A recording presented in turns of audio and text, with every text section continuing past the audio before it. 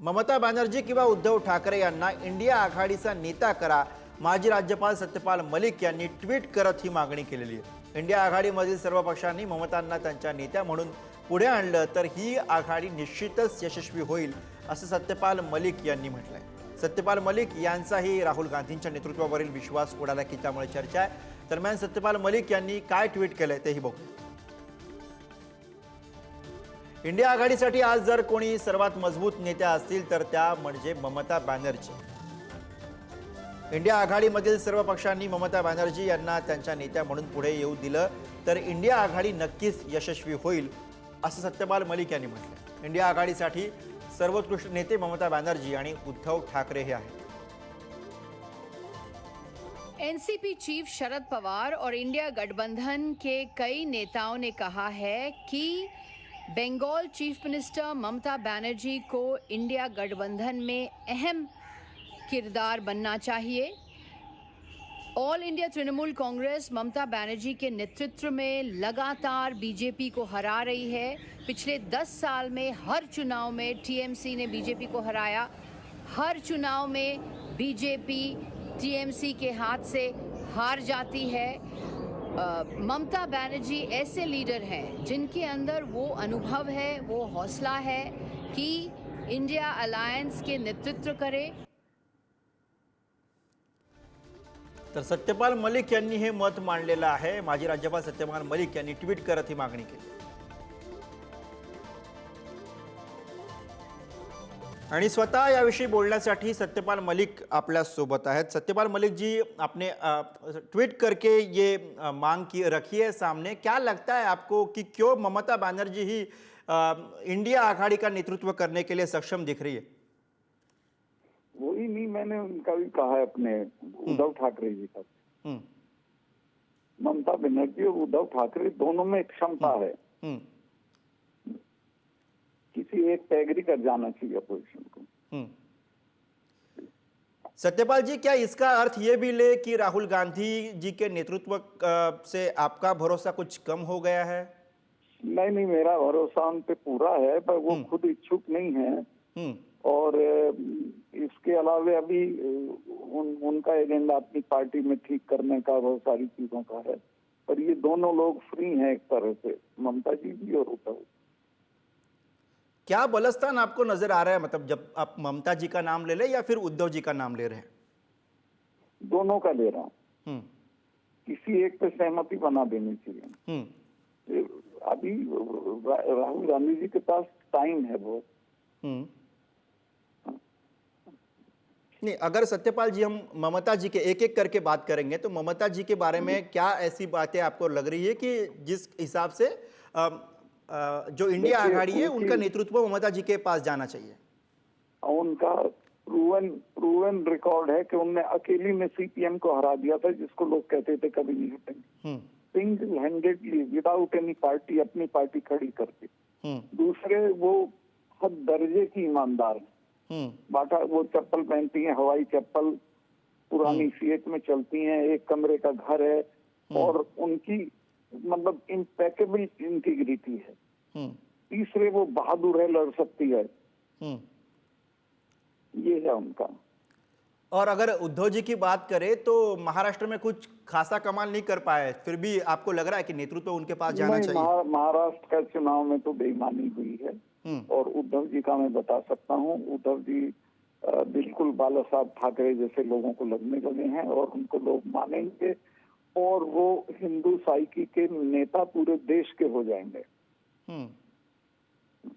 मतलब आपका कहना है कि हिंदुत्व का एक चेहरा जो है वो उद्धव ठाकरे उभर कर आ सकते हैं बीजेपी के साथ जब मुकाबला है? पूरे देश के लेवल पे।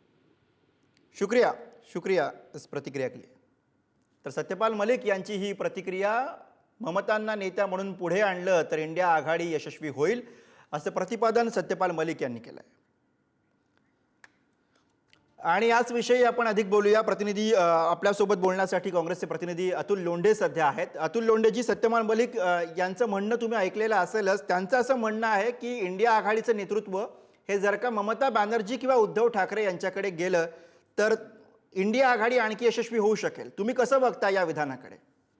आता सत्यपाल मलिक जे आहेत ते अतिशय सन्माननीय आहे. त्यांनी सुद्धा मोदींच्या विरोधामध्ये जे आहे ते शड्डू ठोकलेलं होतं.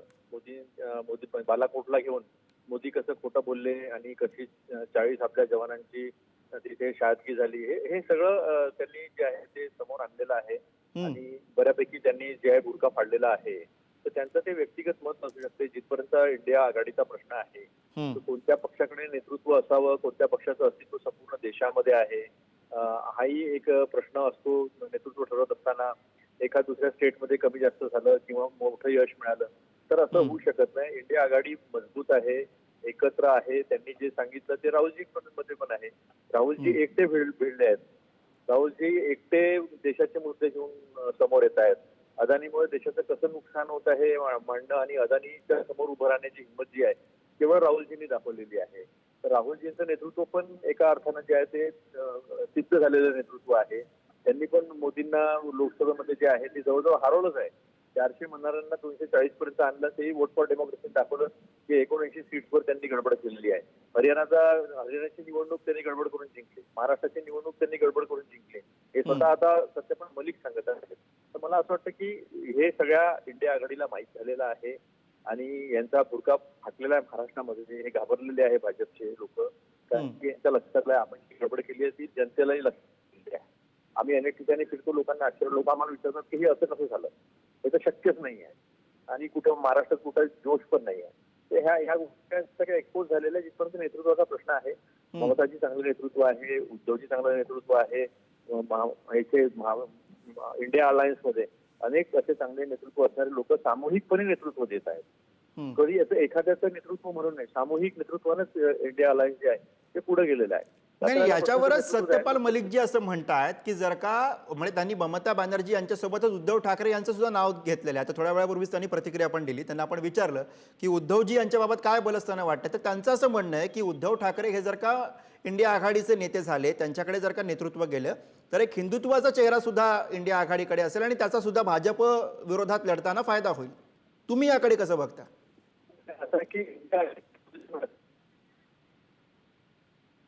बर, धन्यवाद अतुल लोंढेजी या प्रतिक्रियेसाठी. बहुतेक त्यांचा आवाज आपल्यापर्यंत पोहोचू शकत नाही. धन्यवाद या प्रतिक्रियेसाठी. तर सत्यपाल मलिक यांनी केलेलं हे विधान आणि त्यावरची प्रतिक्रिया. आणि याच विषयी आपण अधिक बोलूया. प्रतिनिधी शिवाजी काळे सध्या आपल्या सोबत आहे. शिवाजी, एकूणच लोकसभेला जो गेन इंडिया आघाडीला झाला, विशेषतः काँग्रेसला झाला, त्याच्यानंतर बऱ्याच अपेक्षा होत्या. मात्र अलीकडच्या काही निवडणुकांमध्ये इंडिया आघाडीची काहीशी पिछेहाट दिसली आणि त्यातनं येणाऱ्या सगळ्या प्रतिक्रिया म्हणून याकडे बघायचं. अगदीच, पण याच्या अगोदर गेल्या 4 ते 5 दिवसापासून जे हिवाळी अधिवेशन दिल्लीमध्ये सुरू आहे त्यामध्ये देखील सपा असो, ममता बॅनर्जी यांचा तृणमूल काँग्रेस पक्ष असो, यांनी इंडिया आघाडीपासून खास करून दूरी ठेवल्याचं पाहायला मिळतंय. त्याच्यामध्ये सगळ्यात महत्वाचा मुद्दा असतो तो म्हणजे अदानीच्या संदर्भातील. प्रियंका गांधी त्याचबरोबर राहुल गांधी ज्या पद्धतीने या संदर्भात आंदोलन करताना पाहायला मिळत आहे, त्यामध्ये जे इंडिया आघाडीतील इतर घटक पक्ष आहेत ते तितक्या हिरारीने भाग घेताना पाहायला मिळत नाही. काँग्रेस एकटी अदानीच्या संदर्भात भूमिका घेताना पाहायला मिळते. आता अलीकडच्या काळामध्ये ज्या पद्धतीने काँग्रेसचा पराभव होतो आहे तो एक भाग मुख्यपणे समोर येताना पाहायला मिळतोय. दुसरा मुद्दा हा आहे की अदानीच्या मुद्द्यावरती इंडिया आघाडीतील काही घटक पक्ष काँग्रेस सोबत नाहीत हे एकंदरीत पाहायला मिळतं आणि त्यातील ज्यांचे अदानी सोबत संबंध आहेत ते अशा प्रकारची वक्तव्य करून इंडिया आघाडीमध्ये राहुल गांधी यांना त्रास देण्याचा प्रयत्न निश्चितपणे होणार आहे. भविष्यामध्ये उद्योगपतींचे आणि राजकारण्यांचे संबंध हे स्पष्टपणे बरोबर आहे. त्यामुळे हा सुद्धा मुद्दा या सगळ्या नेतृत्वाचा विचार करत असताना महत्त्वाचा असेल. धन्यवाद शिवाजी या सगळ्या विश्लेषणासाठी.